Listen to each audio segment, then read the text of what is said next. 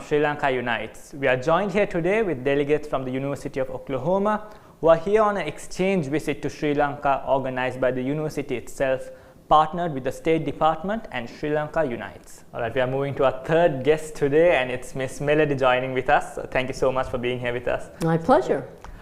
Firstly, could you introduce about yourself? Give a rough idea about what background you come from? Sure. I have a film studio, which we make our own movies there, and we also have stages, so people can rent the stages and film something there. And we also have a school that teaches people like cameramen and electricians and lighting people and so forth. So that is the business I have now. I started out, before that I owned a restaurant and a movie theater, and then before that a lot of stuff.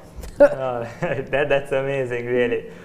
Could you also tell us about how your journey has been in Sri Lanka? Is this your first time here? How has the last week been? Absolutely the first time. It's been an amazing time here. People are so incredibly friendly and helpful, and that's been amazing. The people we've met, the places we've been to, I won't forget them anytime soon, and I hope that we'll all stay in touch with each other. That's been great.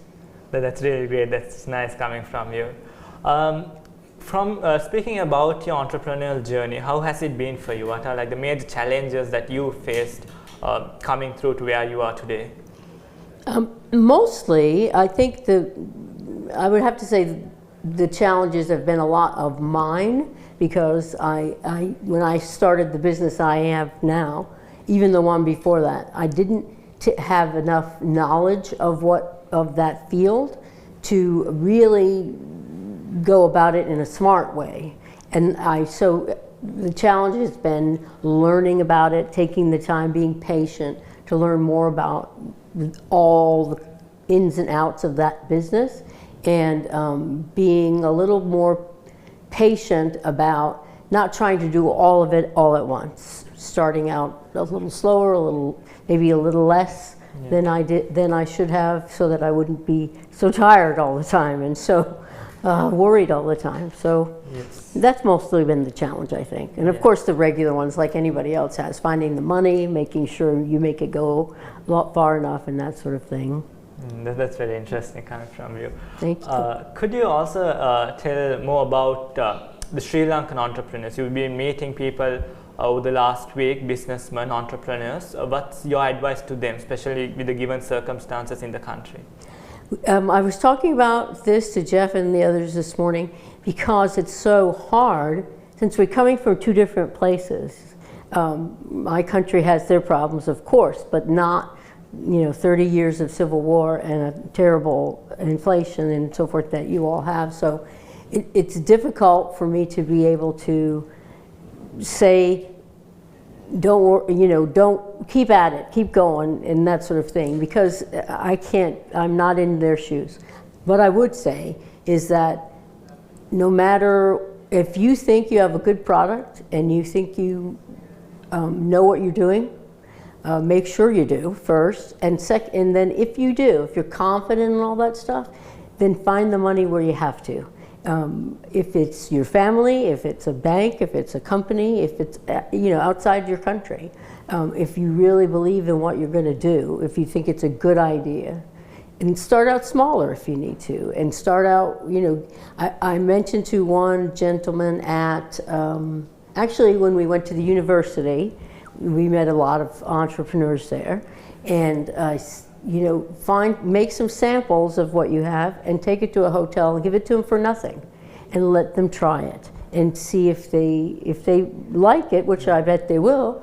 Then you can make the deal. But sometimes you have to give it away for a little while. So I would suggest those things. It's hard, but that's what I would say to try.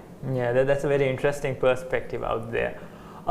Especially now in Sri Lanka, we do have a lot of passionate individuals, a lot of capable individuals, but with the given circumstances, with the economic crisis, with possible political instability as well, sometimes it can get frustrating, right? So what's one instance in your journey that would inspire these individuals to keep pushing, to keep at it? Well, let me see. There are times when you can't, that I personally couldn't get the product that I needed.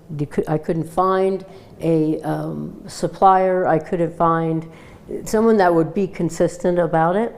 And so I had to keep looking. I had to go further away from where I lived, my business was. And then I had to do, I had to get with someone who, it wasn't their product, but they could modify one of their products and make it work for me. And then I could change what I did a little bit so that I could use their project. That was a big frustration, and it was hard to find at first, but it worked out in the end. But so you can always find somebody who can make the thing that you don't know how to make. Some of these guys that I saw, I've seen men and women who showed us what they had.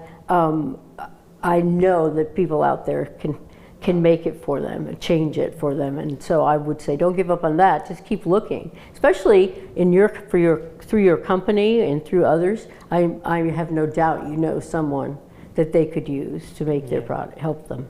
Definitely, like all entrepreneurs out there goes through some tough challenges throughout their journey. Finally then, could you tell us one piece of advice that you would give to entrepreneurs out there, not just in Sri Lanka but across the world, just starting out, young at it, first starting out? What's your one piece of advice? Well, I think it's probably what I said previously, which is if it's something you believe in this product, or you think yours is a good idea, not that it has to be absolutely new idea, but it's a good idea and you have a little bit different way of doing it, put your way in it, then try whatever you have to make that work. Make it smaller, make it something you can scale, make it less expensively if you can, and keep looking out there for the money. If you exhausted everything and that doesn't work, then don't forget it, just push it out a little longer and keep trying at it, and until you find the right person that you can get in business with, or make a partner that, at least for a little while. That's the only way it's going to happen. Otherwise, you could just be one of a million people who had a good idea but didn't do anything about it. True. I mean, that's really amazing coming from such an experienced individual. Well, thank you.